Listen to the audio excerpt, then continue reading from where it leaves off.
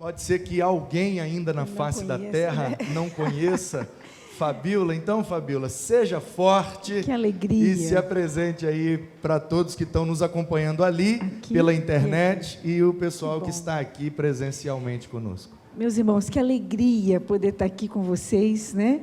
Nesse talk show missionário aqui da Igreja Batista de Garanhuns, né? Nesse período de missões, tempo que a igreja respira aí esse clima missionário. Estou muito feliz de estar aqui, saudando os irmãos também que estão em casa. Eu sou sua missionária da nossa Junta de Missões Nacionais. Esse ano eu faço 24 anos, pastor, na Junta. Olha, o tempo passa, seja forte, né?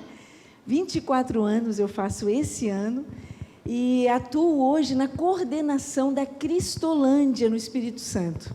Nós temos 44 unidades de Cristolândia no Brasil, né? São 9 estados, mais o Distrito Federal, e aqui no estado do Espírito Santo eu tenho o privilégio de estar liderando a equipe aqui que conduz todas as ações da Cristolândia aqui no estado do Espírito Santo. Bênção. Para quem não sabe, né, para quem não está habituado com a denominação batista, com os nossos termos, a Cristolândia é um projeto da Junta de Missões Nacionais, porque nós temos, em cada estado, nós temos a atuação de 3 juntas. A Junta de Missões que pensa missões no estado, a Junta de Missões que pensa o Brasil e a Junta de Missões que pensa o mundo. Então nós temos sempre a junta do estado, do país e do mundo. A gente chama de estadual, nacional e mundial.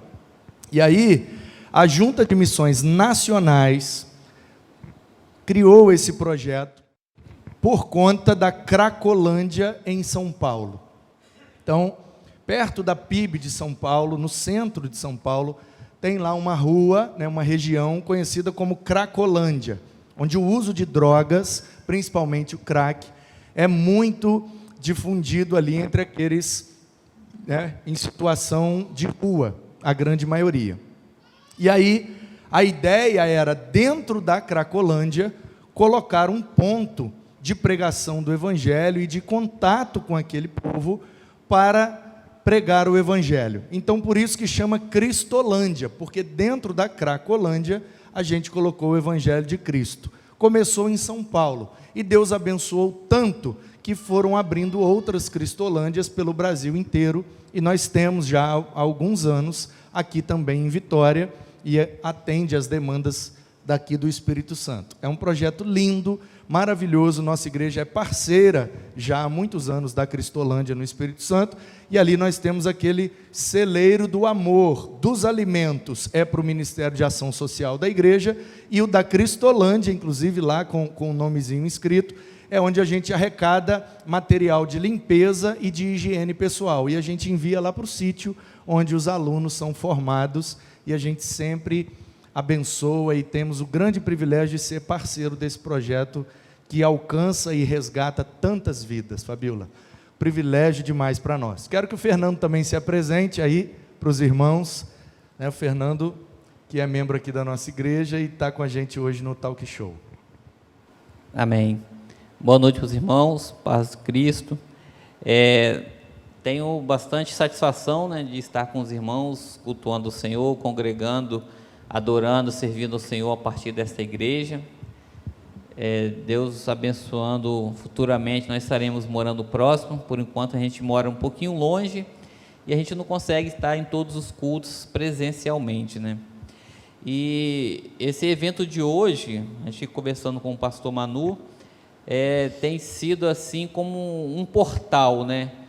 Você entra num lugar assim no interior, né, num lugar de passeio, você vê um portal assim, então um marco, né? Então esse evento acaba sendo um marco para a gente restabelecer, né, o tema missões na igreja novamente. A gente conta com a ajuda, apoio dos irmãos, oração, envolvimento, e nós juntos vamos caminhar nesse tema nessa ordenança que o Senhor Jesus deixou para nós, né? É interessante a gente compreender que missões não é para o missionário, né? Todos, é o sacerdócio real, né? Todos nós somos chamados, o termo no grego, ir de evangelizar, ir de pregar, está no imperativo, então é uma ordenança do Senhor. E a igreja tem cumprido já, né, esse papel, nessa igreja, observo que tem cumprido bastante esse papel, e nós estamos contribuindo para que possamos avançar mais. Então, com esse evento, a gente quer dar o restart, né, de missões, o tema missões na igreja, e contamos com o apoio de todos, para a gente fazer o melhor para o Senhor, né, enquanto nós estivermos vivos, respirando, saudáveis, né, tendo condições. A gente, conversando já algumas vezes com o pastor Manu, às vezes a gente tem que ficar chamando, né, ficar pedindo, ficar convidando os irmãos, vamos para o culto, vamos adorar o Senhor, mas a gente precisa ter ciência que vir para o culto, a gente não está fazendo a obra que o Senhor nos encaminhou, nos direcionou, nos mandou fazer. Vir para o culto é uma adoração ao Senhor, né? Vir para o culto é um momento, nesse mundo de estresse que nós estamos vivendo, vir para o culto é uma terapia espiritual, talvez a gente poderia falar. Vir para o culto é algo que faz a gente viver, né? Como se fosse o nosso carboidrato, a nossa proteína diária. Então, vir para o culto é isso. E aí a gente não pode ficar gordinho espiritual, né? A gente precisa queimar calorias no reino do Senhor. Então, estou muito feliz de participar desse talk show aqui, né? O primeiro. Vamos caminhando. Amém. Bom, você que nos acompanha pela internet, você que está nos acompanhando ou aí, ou ali, ou aqui, não sei onde é que você está agora, porque os meninos aqui estão com muitas câmeras hoje, mas você que está na internet, no Facebook ou no YouTube, quiser mandar uma pergunta para a missionária Fabíola ou o nosso mestre Fernando responder sobre missões, pode colocar, eu estou acompanhando aqui e eu vou fazer aqui a sua pergunta. Então, Fabíola, para a gente começar o bate-papo, eu queria que você contasse sobre a sua vocação, o chamado de Deus, como que se deu, como que você entendeu que Deus estava te chamando para ser missionária. Então, eu sou aquela pessoa, como muitos, né, que cresceu na igreja, desde pequena, né? Eu brinco dizendo que um dia eu fui pequenininha, tá? E eu cresci na igreja aqui, eu sou capixaba, estou na Junta de Missões Nacionais há 24 anos, a maioria desse tempo eu atuei fora do nosso estado, no Rio de Janeiro, em São Paulo, mas sou capixaba, e cresci ali na primeira igreja batista de Laranjeiras, na Serra. Fui para lá com 5 anos, fui batizada ali, desde os juniores, adolescentes, fui presidente dos juniores, presidente dos adolescentes, presidente dos jovens. Então, tive toda essa caminhada dentro da igreja. E eu acho que desde que eu tinha os meus 7 anos, por isso eu valorizo muito quando as crianças expressam para a gente algumas coisas, né? Desde os meus 7 anos eu tinha convicção de que eu seria missionária. E as campanhas na igreja tiveram esse fator, né, determinante de motivar, de fazer a gente conhecer, se despertar para isso. E nas campanhas que a igreja fazia, eu então tive esse despertamento, e desde muito pequena eu tive essa convicção. Só que eu tinha uma questão, eu era muito apegada à minha família. Pensa alguém apegado à família, era eu. E na minha época, assim, para fazer missões, não tinha aqui no Espírito Santo, eu tinha que ir para o Rio de Janeiro, ou então para Recife, que eram os 2 seminários batistas que tinham formação de missiologia, né? E aí eu ficava imaginando, como é que eu vou deixar minha família? Aí eu ficava me escondendo, né? E dizia assim, não, eu vou trabalhar por aqui mesmo.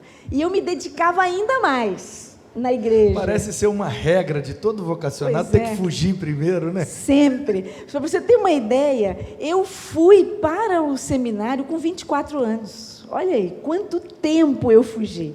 E sempre trabalhando muito na igreja, me dedicando muito, naquele sentido assim, não, eu estou fazendo algo, né? Eu estou abençoando o reino. Mas aí chega uma hora que Deus, Ele enquadra você, né? Se você tem um chamado, seja forte, vai ter uma hora que, de maneira irresistível, Deus vai mostrar para você. E foi assim comigo também. E eu iniciei no seminário com 24 anos. Mas foi o tempo de Deus. e hoje aí seguindo no chamado, naquilo que Ele tem conduzido para mim. Que bom, eu também fugi até os 26. Olha aí, você fugiu mais que eu, pastor. Você correu mais. Mas eu não era desde os 7, pelo menos, foi desde os 17. Então, Fabíola, e aí você foi para o Seminário do Sul, lá o Iber, o antigo Iber, lá agora na o Tijuca, CIEM, né? na Tijuca. Que era Instituto Batista de Educação Religiosa, né, Iber? Agora virou CIEM, que é o Centro Integrado de Educação e Missões. Educação e Missões, que aí integrou missões com educação. Mas já tinha missões, lugar. mesmo no Iber. Ok. Tinha especialização em missões, que foi a que eu fiz. Certo. Esses dias não, já tem mais de 2 anos, eu fiquei lá, teve uma reunião do Conselho da Ordem. Sim. E a gente ficou hospedado lá no CIEM, né? Uhum. E na sua formação lá, foram quantos anos? 4 anos. Na época eram 4, né? 4 anos. O que é que mais te impactou lá? O que é que você ouviu? O que é que você viu lá que você falou, meu Deus, eu não fazia ideia disso, e aquilo deu uma guinada na sua convicção ministerial? Interessante, eu sempre tive hoje fazendo uma análise de toda essa caminhada, né, de 24 anos, eu hoje penso assim, Deus me direcionou muito para a área social, né? Antes de ir para o seminário, na igreja eu coordenava o departamento de ação social da igreja, nós fazíamos um trabalho de evangelismo numa comunidade muito carente lá da Serra, chamada Sovaco da Cobra, olha o nome, seja forte, me lembro disso. E nós íamos para lá e fazíamos atividades. Eu lembro que teve uma experiência, inclusive, de uma criança que nasceu, uma menininha, filha de uma família que nós atendíamos, e que a família tinha tanto essa ligação que colocou o nome de Fabíola na menininha, que nasceu lá. Então, eu sempre tive esse apego ao trabalho social, mas eu tinha um medo comigo. Eu tenho que abrir meu coração para vocês, que eu tinha um trauma. Tinha um trauma de morador de rua. Porque um dia eu estava com mamãe, num ponto de ônibus, a gente estava descendo nós estávamos no ponto de ônibus e parou um ônibus, e desse ônibus desceu uma moradora de rua que tinha entrado no ônibus assim inadequadamente, feito confusão dentro do ônibus, e o pessoal expulsou ela de dentro do ônibus. E quando ela desceu exatamente assim na minha frente. Eu fui a primeira pessoa que ela encontrou. Eu tinha meus 12, 13 anos. E quando ela desceu daquele ônibus, que olhou para mim, ela me xingou um palavrão e me lascou um tapa na cara, que a marca dos dedos dela ficaram assim no meu rosto. Mas aquilo me gerou um trauma, que eu não podia ver morador de rua, que eu atravessava a rua. Entendeu? Eu criei uma dificuldade. E lá nesse período do seminário, porque nós batistas sempre amamos a obra social. Sempre, já ouviram falar dessas atividades que nós sempre fizemos? Madrugada do Carinho, né? Quem aqui nunca ouviu falar dessa ação que nós, como Igreja Batista, sempre tivemos, de irmos na madrugada, levar sopa, levar uma palavra? E nesse projeto, lá no Rio, no meu tempo de seminário, eu falei assim, eu tenho que superar isso, eu vou ser missionária. Como é que eu vou ser uma missionária que tem pavor de morador de rua? E não imaginava eu que eu atuaria numa Cristolândia, né? Anos depois. E aí eu fui para essa atividade da madrugada, e nós íamos com seminaristas, o pessoal do Seminário do Sul também ia, do Iber, e nós fazíamos. E é interessante como que Deus tirou esse pavor que eu tinha. Mas assim, de uma maneira sobrenatural da gente. E olha que o Rio de Janeiro é diferente, tá, gente, de Vitória, os perigos, lá no Rio a gente ouve tiro assim, com qualquer momento. Me lembro uma vez que mamãe foi lá no seminário me visitar, e aí ela ouviu os tiros, né? Tem o Morro da Formiga ali na Tijuca. Na Tijuca, você conhece ali. E aí a mamãe ouviu aqueles tiros, e a mamãe disse assim, gente, nesses tiros aí, pode ser que tem alguém morrendo agora? E eu, mãe, não sei, pode ser. Mas para a gente que era aqui do estado, né, tudo era diferente nesse sentido. E lá, nessa ação de rua, lá, todas as noites, a gente ia pelo menos uma vez por semana. Então, Deus, assim, tirou esse pavor que eu tinha. E isso foi uma das coisas que me marcou, né, nesse tempo do seminário. E não sabia eu, porque eu passei meus 4 anos do seminário dizendo que eu seria missionária no sul do Brasil. Eu tinha um apego pelo sul do Brasil. Eu disse assim, eu vou ser missionária no sul. Todos os meus estágios missionários na época do seminário eu fiz no sul. E quando eu me formei, a junta me chama para vir para a sede. E aí eu dei um outro direcionamento ao meu ministério, e eu trabalhei muitos anos em missões nacionais, na sede da junta, nesse trabalho de despertamento das igrejas, promoção missionária, divulgação. Eu fui a primeira missionária divulgadora da Junta de Missões Nacionais. Não existia essa função. Eu fui a primeira, atuei em São Paulo. Fui comissionada e enviada como missionária mobilizadora em São Paulo, representando missões nacionais lá. Que Missões Mundiais é que começou com essa caminhada do missionário mobilizador. E aí, quando Missões Nacionais começou, fui eu. Mas Deus tinha outros propósitos, e a grande parte do meu tempo, do meu ministério, o meu campo acabou sendo as igrejas, o despertamento missionário, o envolvimento, porque a igreja ela tem um papel muito importante nessa caminhada missionária. Eu costumo dizer que a missões é obra do Espírito Santo de Deus, mas como igreja nós vamos ditar o ritmo do avanço. Então somos nós que ditamos o ritmo, né? Lógico que é num direcionamento que o próprio Deus quem dá, mas através da nossa resposta nós vamos fazer mais, vamos fazer a mesma coisa que temos feito, ou vamos, né?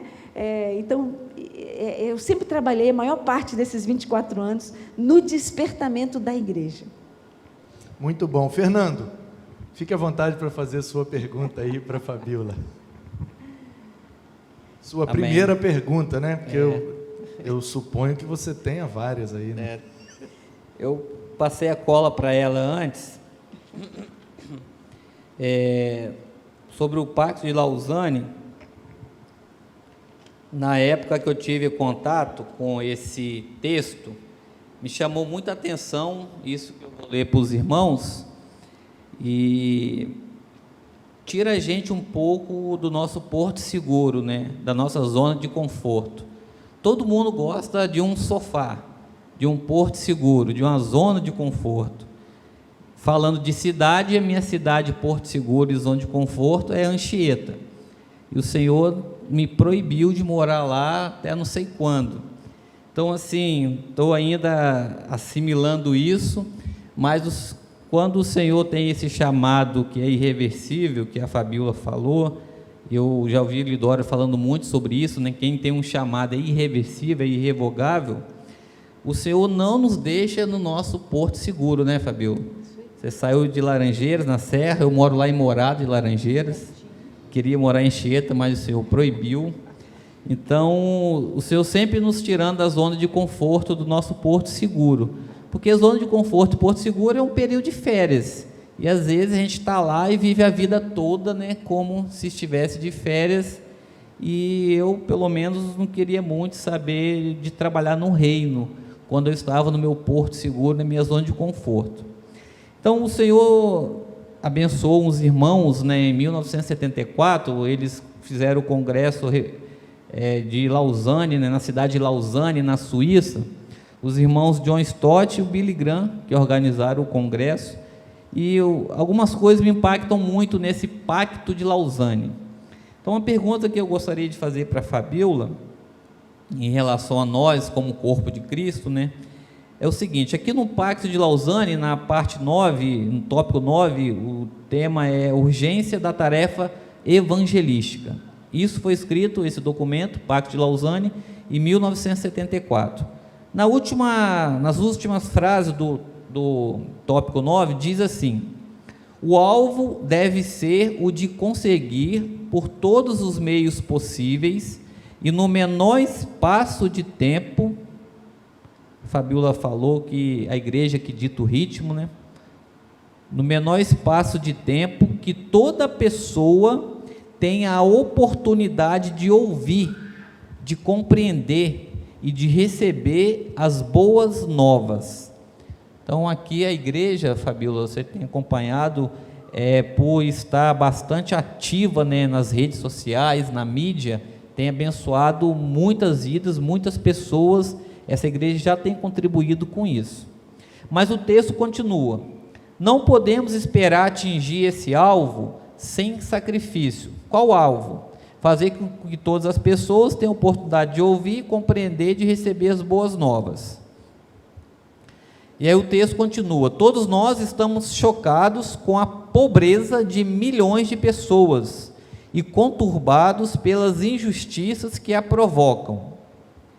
Agora aqui fica o recado para nós, que eu gostaria que a Fabíola desenvolvesse esse tema. Aqueles dentre nós que vivem em meio à opulência aceitam como obrigação sua desenvolver um estilo de vida simples a fim de contribuir mais generosamente tanto para aliviar os necessitados como para a evangelização deles. Então, por exemplo, Fabíola, da Cristolândia, que você tem atuado, né, bastante, e de tudo que você tem feito aí nesses 24 anos no reino, o que chama mais a sua atenção, né? O que tira o seu sono em relação, assim, com a responsabilidade da igreja na evangelização, né, do todo, né, do espiritual e da ação social? O que tira o seu sono? O que te deixa, entre aspas, né, preocupada, que a igreja nós igreja deveríamos estar fazendo e a gente não tem feito? Irmãos, eu sempre penso, nós batistas sempre amamos a obra da evangelização. Eu acho que essa é uma coisa que é inerente a todos nós. Pastor Fernando Brandão, que é o nosso diretor executivo da Junta de Missões Nacionais, ele diz o seguinte, que o povo batista tem o sangue tipo M missionário. Ele fala assim, o nosso sangue não é A positivo, O negativo, não, é M missionário, é M tipo M, o sangue batista, porque a gente ama a obra da evangelização, sempre amamos. Sempre fomos um povo que caminhou num passo adiante no que diz respeito às ações evangelísticas, né? A proclamação do evangelho, sempre entendemos. Agora, nós vivemos um tempo onde nós também alcançamos uma compreensão que não dá para a gente pregar o evangelho e deixar as pessoas na condição em que elas estão com as suas necessidades, com as suas carências. Não dá para a gente ir para as ruas, como nós íamos, por exemplo, na Madrugada do Carinho, como fomos inúmeras vezes nas madrugadas, levar um prato de sopa, chegar para aquela pessoa que está na rua, entregar um prato de sopa e dizer assim, Jesus te ama, e entrega o prato de sopa, entendeu? E a pessoa fica ali, e continua naquela mesma condição, naquela posição. Então, com o tempo e com a caminhada, nós fomos entendendo que nós precisaríamos fazer mais, que nós precisaríamos de um lugar para tirar aquelas pessoas de lá, que nós precisaríamos ajudá-las nas suas necessidades. E eu falo isso em relação às ruas, mas nós poderíamos pensar também, por exemplo, na Amazônia, as ações missionárias nossas na plantação de igreja, avanço do evangelho, nas comunidades ribeirinhas. Aí nós começamos a chegar nas comunidades ribeirinhas. Quando a gente começa a fazer um trabalho evangelístico num lugar novo, qual é a estratégia que a gente usa? Evangelização de crianças. E nós chegamos forte com a evangelização de crianças nas comunidades ribeirinhas. Só que aí nós começamos a perceber que nós tínhamos muitas crianças nas comunidades ribeirinhas com a parte dos seus dentes totalmente tomados por cárie, porque as crianças não tinham acesso a cuidados básicos de saúde. E aí a gente chegava a levar doce, pastor, para as programações, porque com criança, EBF, o que a gente vai levar? Vai levar pipoca, vai levar bala, vai levar o pirulito. E nós chegamos lá e encontrávamos crianças nessas condições, e a gente entendeu, não dá. E aí a gente foi ampliando as nossas ações. Então hoje a gente tem um projeto como o Barco Missionário, que tem o Novo Sorriso da Amazônia, onde a gente leva dentistas, a gente leva médico, onde a gente treina os radicais. Eles já estiveram aqui, o casal. O casal é pastor André, hoje ele é pastor, e Germana. Isso, eles estiveram São aqui. São dentistas. Participaram do talk show. Largaram tudo, estão lá fazendo um trabalho abençoado. Hoje nós já mudamos a realidade de muitas crianças que tinham, há 5 anos atrás, viviam uma realidade, hoje vivem outra. Então, o evangelho tem que ser vivido nessa integralidade. Só que isso exige esforço, né? Investimento. E aí a gente se depara com uma igreja. E nós temos um vídeo na Cristolândia, eu gosto muito desse vídeo. Esse vídeo mostra, faz uma comparação entre a igreja, como os filhos de Deus, que somos nós, que estamos na igreja, que estamos desfrutando da mesa do Senhor, nos alimentando na casa do Senhor, recebendo bênçãos da parte de Deus, mas tem alguns que são filhos também, que estão lá fora, que estão nas ruas, que não tem aonde dormir hoje, que não tem um alimento, que não tem forças para deixar o crack, que não tem forças e que alguém tem que ir lá. Então esse vídeo faz uma comparação, esse vídeo mostra inclusive que nós somos 2 milhões de batistas no Brasil, e são 2 milhões de usuários de crack no Brasil, a mesma quantidade da gente como povo batista, é a quantidade de usuários de crack espalhados pelas ruas do Brasil, e nós estamos aqui, desfrutando da mesa do Senhor aqui, quando há tantos que estão lá fora, e que precisam também desse olhar da igreja. Então, ok, vamos pensar que talvez os irmãos lá, aqueles evangélicos que junto com John Stott lá se reuniram nesse pacto de Lausanne, lá eles chegaram a falar da igreja escolher optar por viver uma vida de simplicidade maior para poder abençoar outros. Ok, eu não vou nem dizer tão amplamente que a gente abra mão de viver, né, uma vida, ou vá viver uma vida simples para abençoar outros, mas nós precisamos estar dispostos a dividir o que nós temos, né? A dividir o que nós temos, a pensar no outro, a entender que não dá para a gente ser uma igreja que se prepara para vir para o culto, pensando assim, olha, o que será que eu vou ouvir hoje? Será que o pastor Manu vai nos abençoar? Que palavra que ele vai trazer para o nosso coração? A gente às vezes é uma igreja que vive muito nessa perspectiva do, eu preciso da bênção do Senhor, a minha família, o meu casamento, os meus filhos, e a gente pensa muito pouco no outro.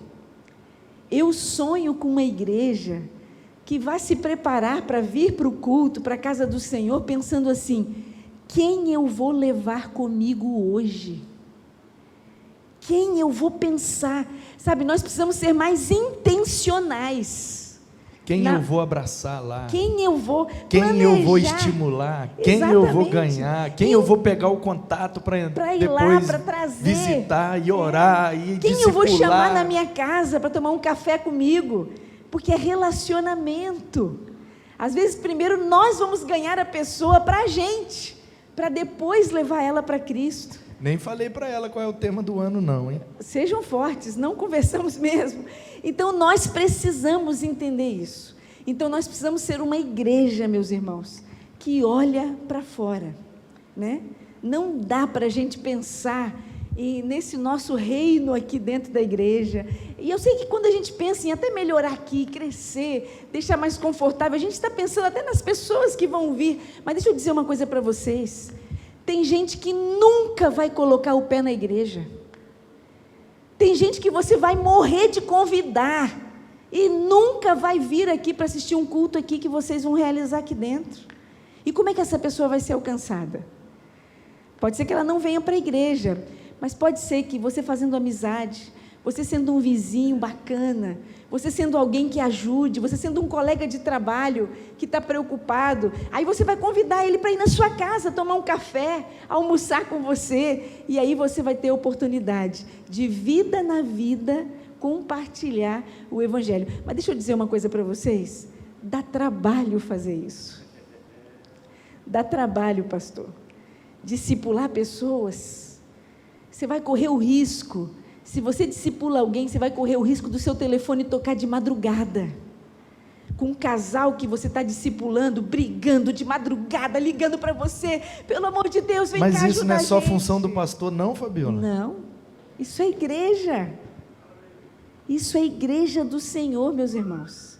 Eu me lembro, pastor, que eu ouvi uma colega falando sobre o trabalho que ela tem feito de alcançar vizinhos, e ela tem orado, e ela compartilhou comigo que ela às vezes vai orar por essa família vizinha que ela tenta alcançar, ela vai para o muro que divide a casa dela e a casa dos vizinhos, ela vai para o muro, ela coloca as mãos no muro ali, e ela clama a Deus por aqueles vizinhos dela, e ela chora por aqueles vizinhos dela ali, clamando. E aí eu fico pensando, quantos de nós somos intencionais dessa maneira? Vamos abrir o coração, vamos pensar. A gente pensa em tudo, a gente planeja a nossa semana, a gente tem nossa agenda já completa, ações, escola, faculdade, e tantas coisas que envolvem empresa, e a gente vem pensando e planejando.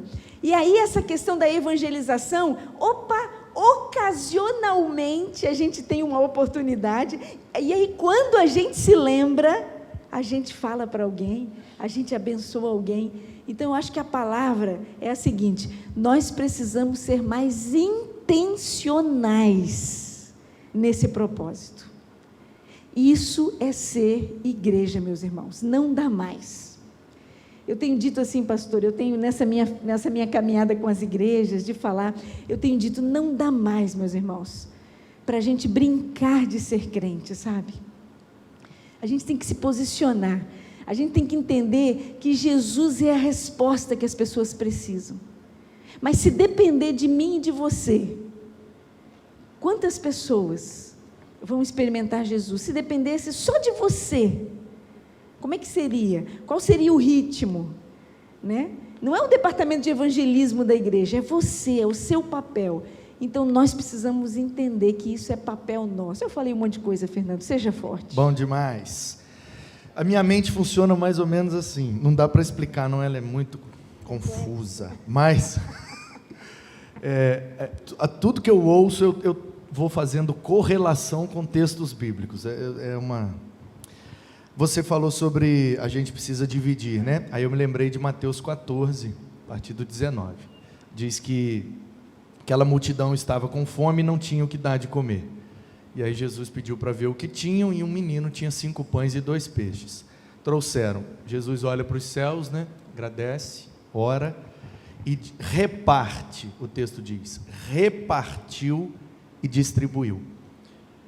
Eu sei que a epígrafe, o título que a editora colocou é multiplicação dos pães, mas o texto bíblico que é inspirado fala que repartiu. Então repartir não é sinônimo de multiplicar, é sinônimo de dividir. Talvez o nome mais correto da passagem seria a primeira divisão dos pães. Mas no final das contas, eles foram multiplicados, porque todo mundo comeu e se fartou, e ainda sobraram 12 cestos cheios.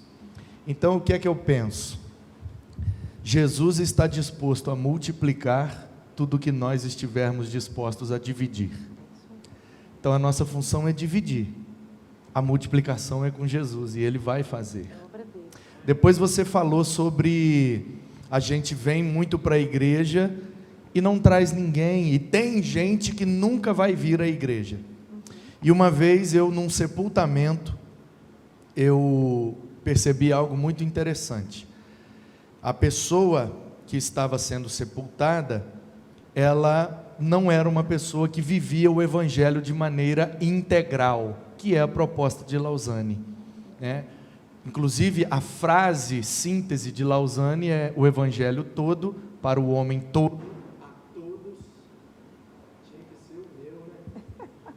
Sempre o meu. O evangelho, alguém me ajuda aí, por favor? O evangelho todo para o homem todo, a todos os seres humanos. Essa é a síntese de Lausanne, do pacto, né? E essa pessoa que estava sendo sepultada não vivia nessa dinâmica. Porém, no dia do sepultamento dela, a igreja estava lotada. Dela, no caso, a pessoa era um homem. E aí, um tempo depois, eu estava estudando o texto de Juízes. Se eu não me engano, é Juízes 16:30, se eu não me engano. Que diz assim, sobre Sansão. Eu estava estudando para pregar uma mensagem sobre Sansão. E o texto diz: e matou Sansão, mais no dia de sua morte do que em toda a sua vida.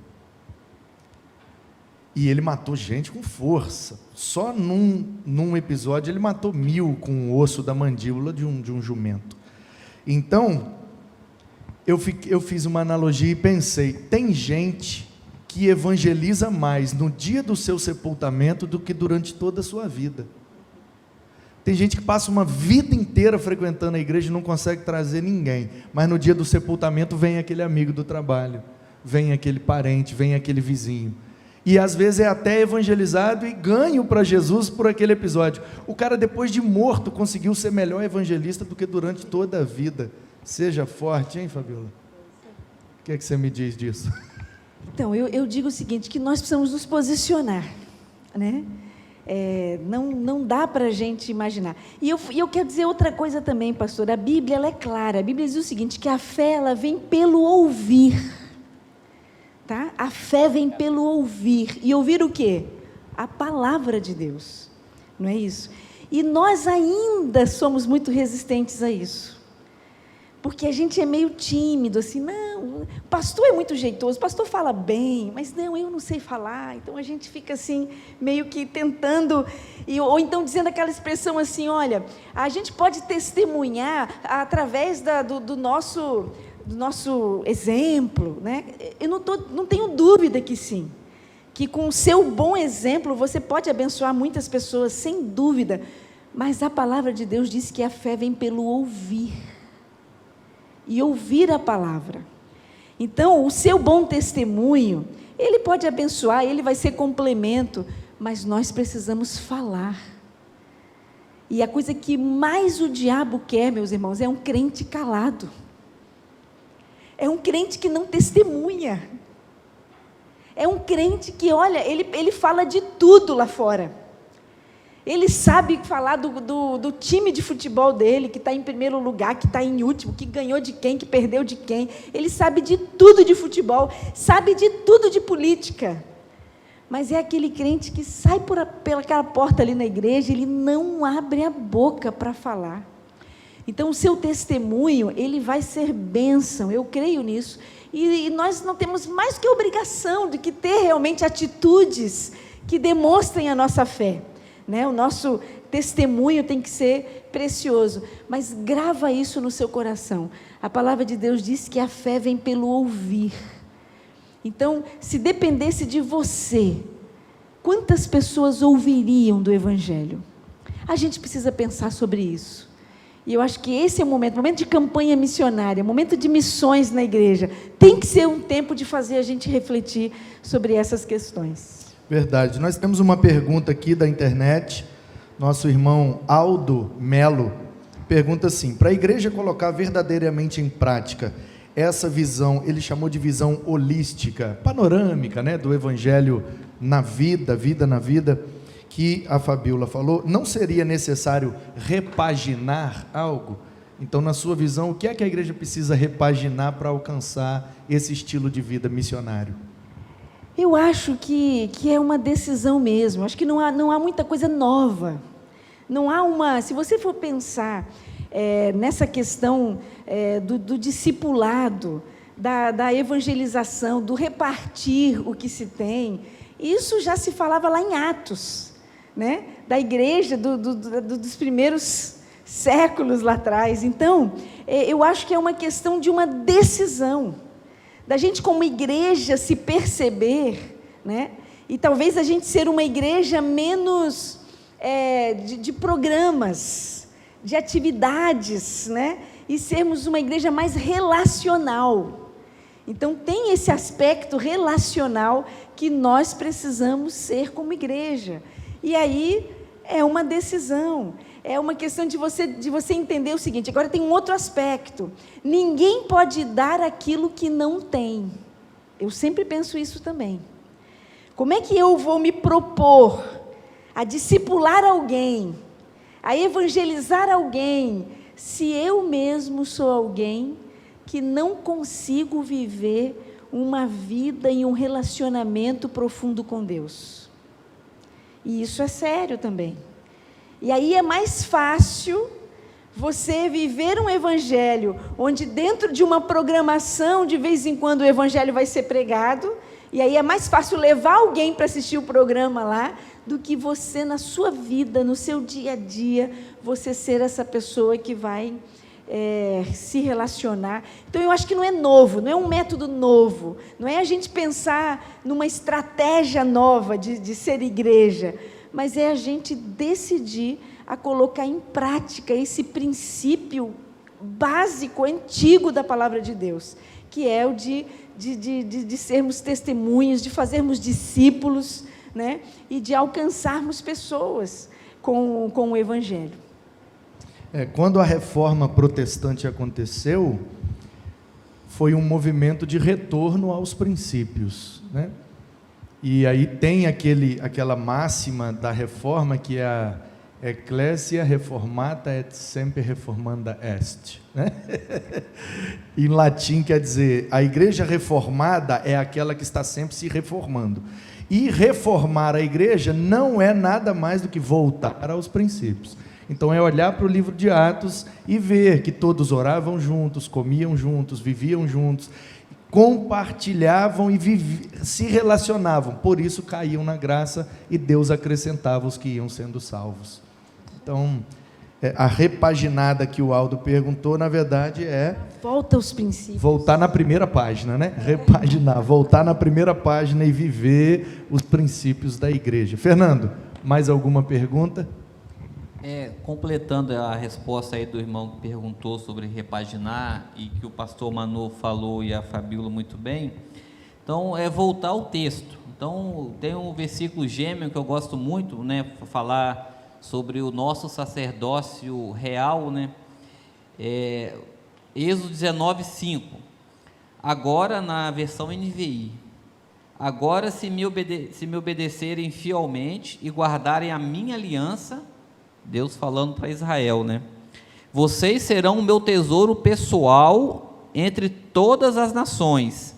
Embora toda a terra seja minha, vocês serão para mim um reino de sacerdotes e uma nação santa. Essas são as palavras que você dirá aos israelitas. E o Espírito Santo, então, ele inspira Pedro a escrever as mesmas palavras, não agora para Israel, mas para o Israel espiritual, ou o Israel antigo foi a igreja espiritual, né?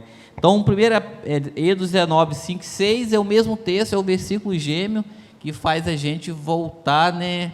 E a gente entender que todos somos sacerdotes. 1 Pedro 2, 9 e 10. Pedro falando para os crentes, né, das igrejas da Ásia Menor.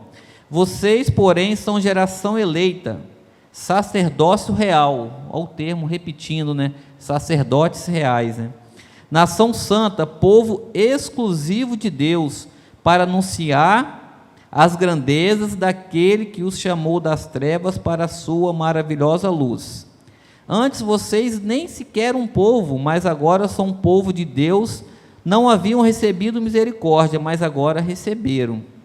Então, o Espírito Santo inspira Pedro a escrever e deixar registrado para nós que nós somos sacerdotes reais, geração eleita, nação santa e um povo exclusivo de Deus. Para quê? Para anunciar as grandezas daquele que os chamou das trevas para a sua maravilhosa luz. Então a bênção vem primeiro, né? E depois vem a responsabilidade no reboque, né? Dentro disso, Fabíola, o que eu queria refletir com você ainda no Pacto de Lausanne é sobre o tópico 1, propósito de Deus. Confessamos envergonhados que muitas vezes negamos o nosso chamado e falhamos em nossa missão, em razão de nos termos conformado ao mundo ou nos termos isolado demasiadamente. Conformado ao mundo em 1974.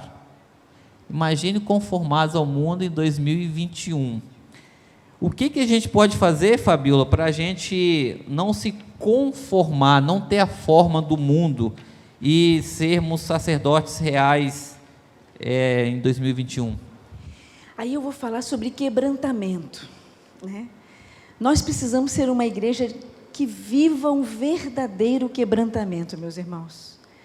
reconhecer diante do Senhor que nós precisamos rever algumas atitudes, alguns pensamentos, algumas escolhas. Uma igreja que viva um verdadeiro quebrantamento, ela vai viver conduzida pelo Espírito Santo de Deus. Um crente que busque o verdadeiro quebrantamento, ele vai ter revelado no seu coração áreas, Deus vai revelar no coração de um crente que busca o verdadeiro quebrantamento, áreas que ele precisa melhorar, que ele precisa mudar, que ele precisa experimentar o novo de Deus, porque não tem novo de Deus sem a gente viver um verdadeiro quebrantamento. A gente vive e fala de um evangelho, né, que muda, que transforma, né, aquele que está em Cristo, nova criatura é, as coisas velhas já passaram. E por que tem um monte de gente na igreja vivendo coisas lá do passado ainda? Pecados ainda? Porque a grande diferença, e a gente nunca observa esse texto adequadamente, porque a gente não observa o tempo ali do verbo, né? Se alguém está em Cristo, não é alguém que esteve, não é alguém que conheceu, ou que em algum momento experimentou, mas é alguém que busca constantemente essa mudança, esse quebrantamento. A Bíblia, ela nos exorta em diversas passagens a uma vida de santidade. Vários atributos de Deus, a gente vai ver a Bíblia falando que Deus é santo, que Deus é justo, que Deus é bom, né? Mas só tem um atributo de Deus que a gente vê tratado na Bíblia com tanta ênfase, que é quando fala sobre a santidade. Santo, santo, santo é o Senhor. A Bíblia fala. Deixa eu olhar para você e perguntar assim: quem foi que te enganou e que fez você pensar que você pode viver um evangelho pela metade? Aonde você vive um pé na igreja e um pé no mundo, aonde você tem áreas na sua vida que ainda não são áreas controladas pelo Espírito Santo de Deus. Então, uma igreja que não viva essa santidade, meus irmãos, ela não vai viver a essência do evangelho. Aí não tem missões, não tem evangelho genuíno, não tem nada. O que a gente vai viver é uma vida superficial, de ter o nosso nome arrolado como membro da igreja, né?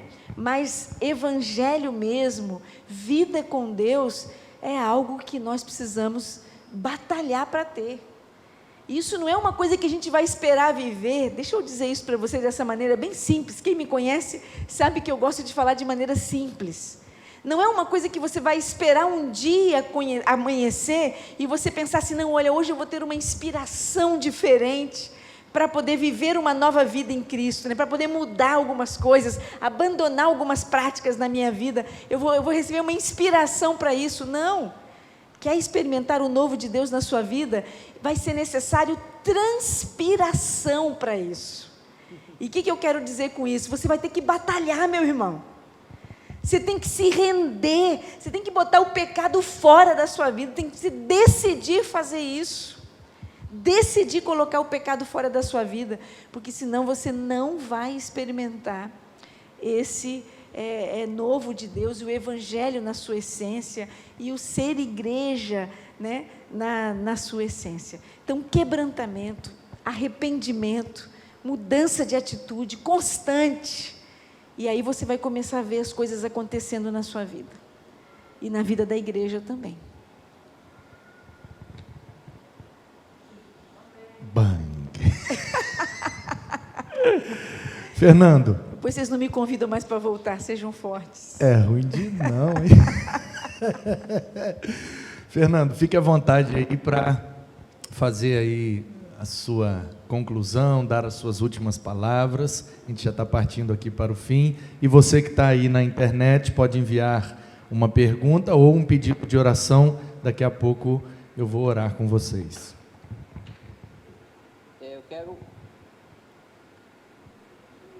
Eu quero concluir com Mateus 28, 19 e 20. o título negrito aqui, né, a grande comissão. Nessa Bíblia que eu estou aqui, a NVI, as palavras estão em vermelho, então é uma ordenança do Senhor. Então Jesus falando: foi-me dada toda a autoridade nos céus e na terra, portanto vão, né, outras versões, ide, vão ou ide e façam discípulos de todas as nações, batizando-as em nome do Pai e do Filho e do Espírito Santo, ensinando-os a obedecer a tudo o que eu ordenei a vocês, e eu estarei sempre com vocês até o fim dos tempos. Então aqui é uma ordenança, o ide, o vão e faça discípulos, é uma ordem do Senhor. Se a gente não estiver cumprindo, nós estamos em desobediência. E citando novamente o Lidório, ele sempre nos lembra que Jesus, nesse versículo 20, no final, falou que estarei sempre com vocês até o fim dos tempos.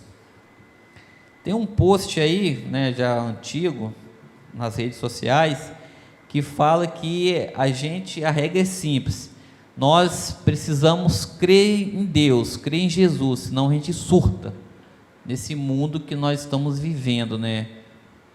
Final da pandemia, pós-pandemia, né?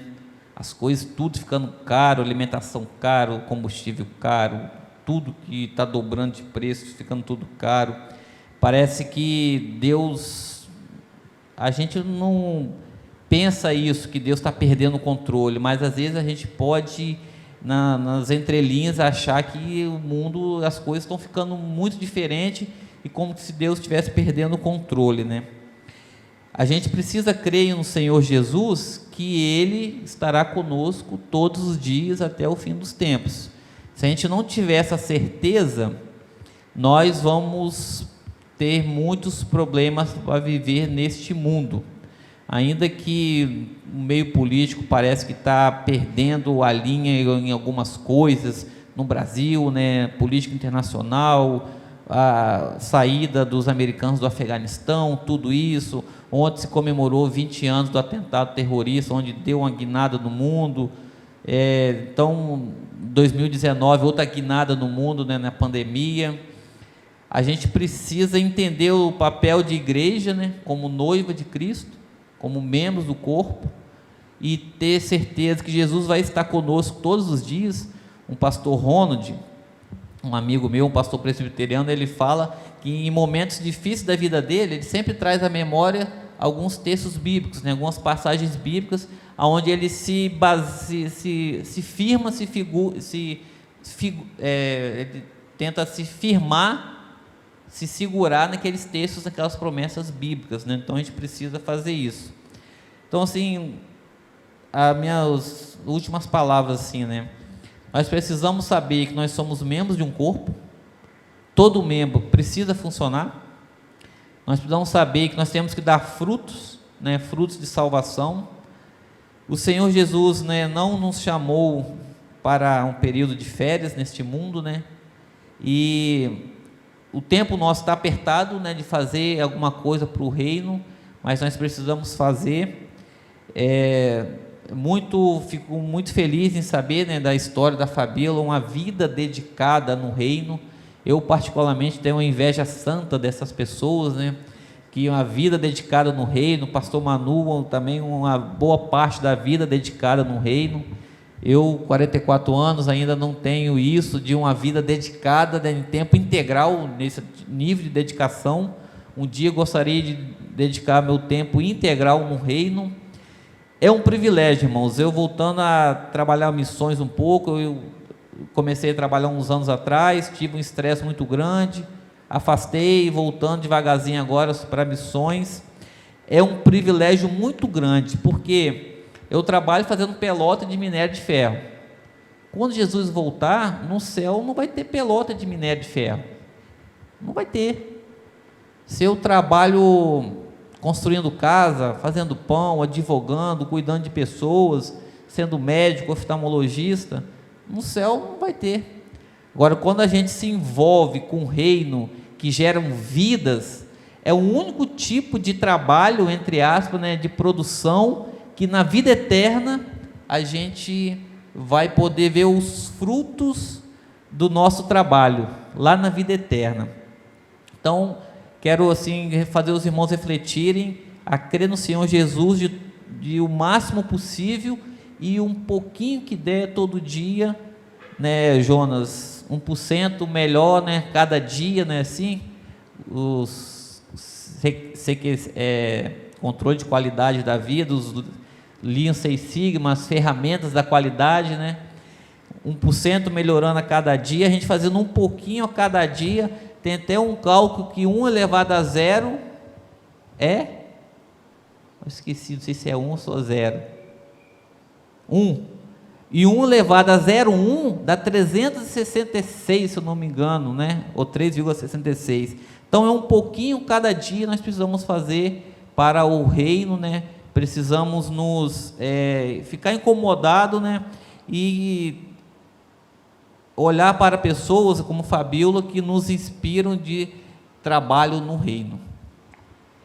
Posso fazer minhas considerações também, pastor, finais? Eu queria, alguém fez um comentário aqui que me lembrou de uma questão que eu acho que é importante pontuar, principalmente por conta da Cristolândia. Eu acompanho essa questão do tratamento, independência química, já há bastante tempo. Deus me dá o privilégio de receber pessoas, de encaminhar pessoas, né, e nós temos o privilégio de ser esse canal aí.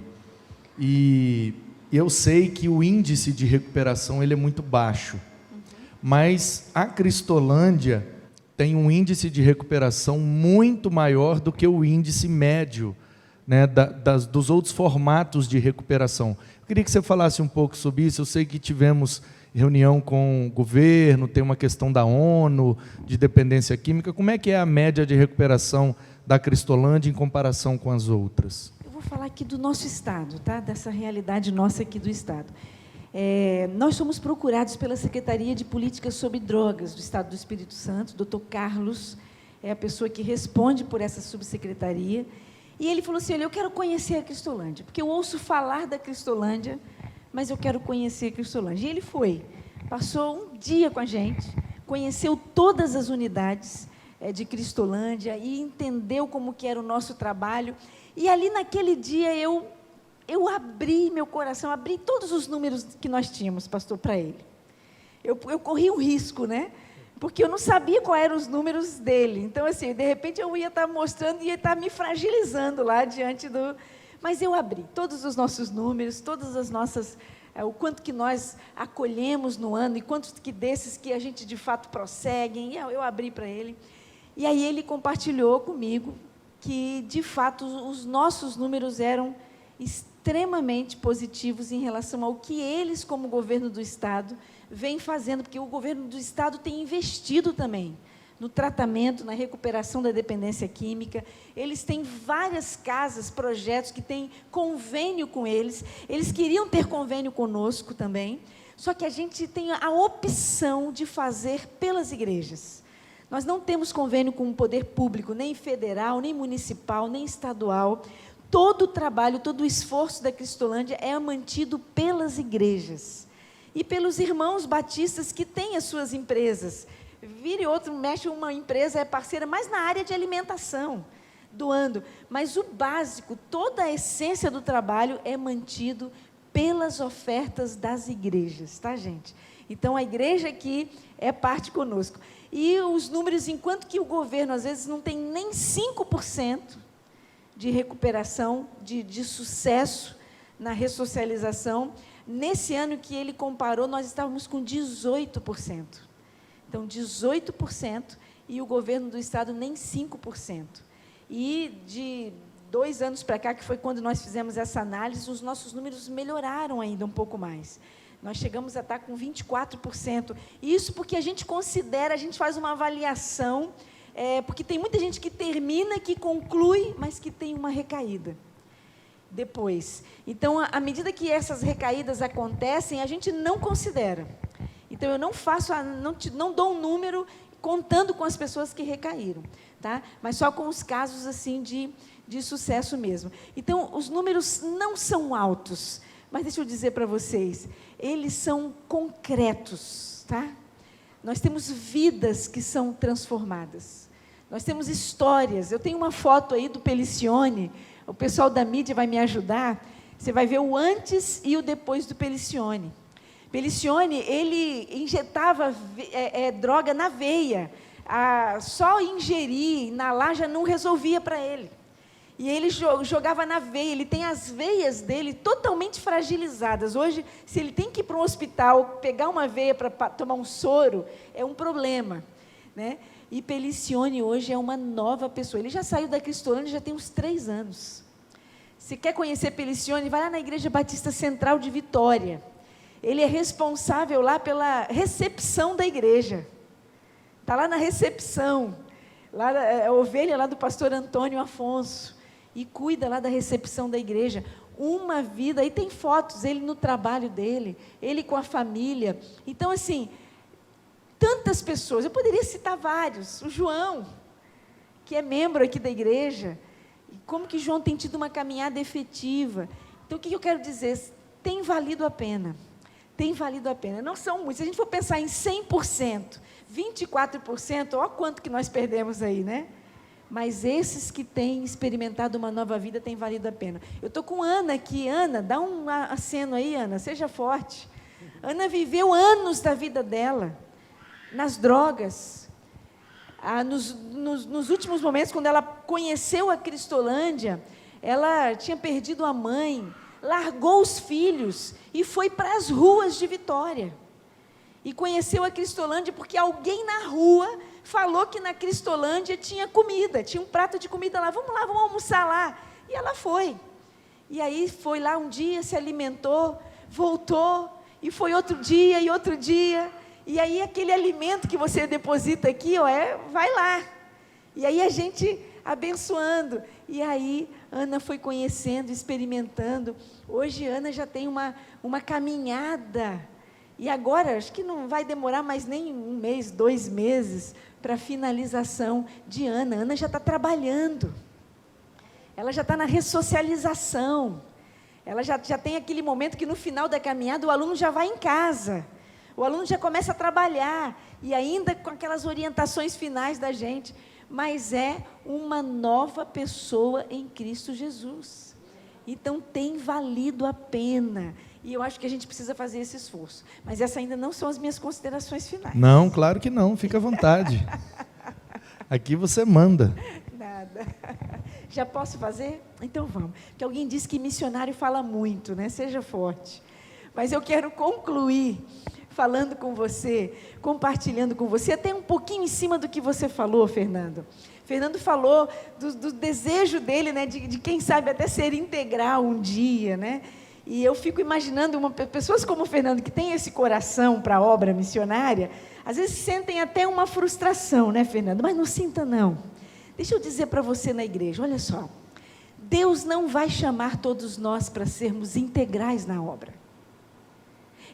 Eu arrisco a dizer que a maioria de nós não será chamada para viver uma vida integral. Mas a obra missionária, para que ela avance, para que ela seja uma realidade, ela precisa dessa ponta que fica. Desse irmão, Fernando, que está lá na produção de Pelotas, lá na Vale do Rio Doce. É na Vale do Rio Doce? O papai trabalhava nessa área lá na Vale. Então, ele vai precisar de pessoas como você, que através do emprego que Deus te deu, e da renda que Deus te deu, e da visão que Deus te deu, e do coração que Deus te deu, para você manter a obra acontecendo lá na ponta. Queridos, eu tenho missionários hoje, que eu contrataria hoje, se eu tivesse recursos, e eu não posso contratar.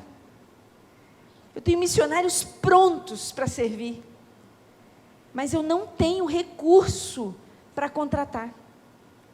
Porque eu tenho um percentual imenso de igrejas que não contribuem com a obra.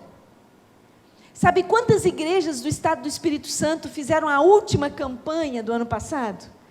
160 igrejas. Sabe quantas igrejas nós temos no estado? Quase 800 igrejas. E apenas 160 fizeram uma campanha para enviar a oferta. Agora, Deus faz milagres, né? Porque essas 160 no ano passado mandaram a maior oferta que o Campo Capixaba já mandou para missões nacionais. E nós estamos dentro dessas 160 aí, hein? Glória a Deus. 160. E foi recorde, pastor, em plena pandemia. Nós levantamos quase 1.300.000 como batistas capixabas na campanha de missões nacionais. Não tem explicação, meus irmãos. É milagre. Mas eu quero dizer para vocês, e eu quero trabalhar nas minhas considerações finais, dizendo para vocês, como missionária, como sua missionária, eu tenho sonhos. Eu tenho planos. Eu acordo de madrugada pensando estratégias novas que nós podemos fazer na Cristolândia. E a gente tem planos, sonhos. Nós estamos para abrir agora uma nova unidade de Cristolândia. Mostra naquele slide lá, só no slide. A Cristolândia, Linhares, olha essa aí, gente. A Associação Batista Leste do Espírito Santo tem esse espaço aí, ó, porque no passado eles sonhavam fazer um lar batista. E aí o plano deles deu tudo errado. E eles tinham uma estrutura, fica lá no slide anterior. Eles tinham uma estrutura maravilhosa que é essa aí, toda construída em quartos, com banheiros, porque eles queriam fazer um lar batista, né? Acolhimento de menores. Mas essa estrutura aí, olha, é fantástica para uma Cristolândia. E nós vamos inaugurar a Cristolândia Linhares lá. Só que nós fizemos as contas, vamos abrir o coração aqui. Nós precisávamos hoje de R$120 mil para colocar essa unidade para funcionar. E nós conseguiríamos acolher ali mais 35 homens, porque ela vai ser uma unidade masculina. 35 vagas de acolhimento. Nós precisaríamos de R$120 mil. E aí nós dividimos em etapas, e eu creio que Deus vai fazer, Ele já está fazendo. Nós já começamos a obra, pode mostrar o próximo slide. Nós já reformamos todo o teto desse espaço, tinha rachaduras lá no telhado, está tudo reformado, já fizemos toda a parte elétrica, levantamos R$11.800 e fizemos toda a parte elétrica, a luz já está ligada lá, a água já está ligada e tudo já está começando a funcionar. Aí a próxima etapa da obra, botar portas, janelas, marco, básculas, alisares, fechaduras, R$15 mil. E aí é impressionante como que Deus ele vai fazendo com a gente. Vocês acham que Deus não poderia levantar uma pessoa para levantar esses 100 mil de uma vez? Ele poderia fazer. Ele poderia. Eu me lembro que eu fui pregar numa igreja uma vez, pastor, do Rio de Janeiro, do litoral do Rio. E eu falando de missões, pregando e falando dos desafios missionários, das Cristolândias. O pastor sentado no primeiro banco, sério, olhando para mim. Aí quando você está pregando numa igreja e o pastor está olhando sério para você, você começa a ficar preocupada, né? Eu quase que disse para mim mesmo naquela ocasião, seja forte, Fabiola. E eu pregando, e o pastor sério aqui olhando para mim. Quando eu acabei de pregar, ele pega a palavra, vira para a igreja e diz assim, Deus falou uma coisa comigo, mas eu não vou falar para a igreja o que Deus falou comigo. Porque se o que Deus falou comigo é de Deus mesmo, mais alguém da igreja vai repetir isso que Deus falou comigo, e aí eu vou entender que isso é de Deus. E ele encerrou o culto e foi embora. E aí nos levou para almoçar naquele dia. Depois eu segui, porque à noite eu já ia pregar em outra igreja. Meses depois, esse pastor procura a gente lá na junta, e ele conta o que aconteceu naquele dia. Um líder da igreja procura ele no gabinete e diz assim, pastor, Deus falou comigo o que falou com você. Aí ele olhou, Deus falou com você o que falou comigo? O que foi que Deus falou? E ele disse, pastor, Deus mandou a gente pegar os 100 mil que nós juntamos para o telhado da igreja e entregar para missões. E o pastor olha para aquele irmão que era líder da igreja junto com ele e disse assim, foi exatamente isso que Deus falou comigo. E aí eles reuniram a igreja numa assembleia e votaram. Ainda teve 2 votos contra, mas a maioria disse sim, e foi com o pastor.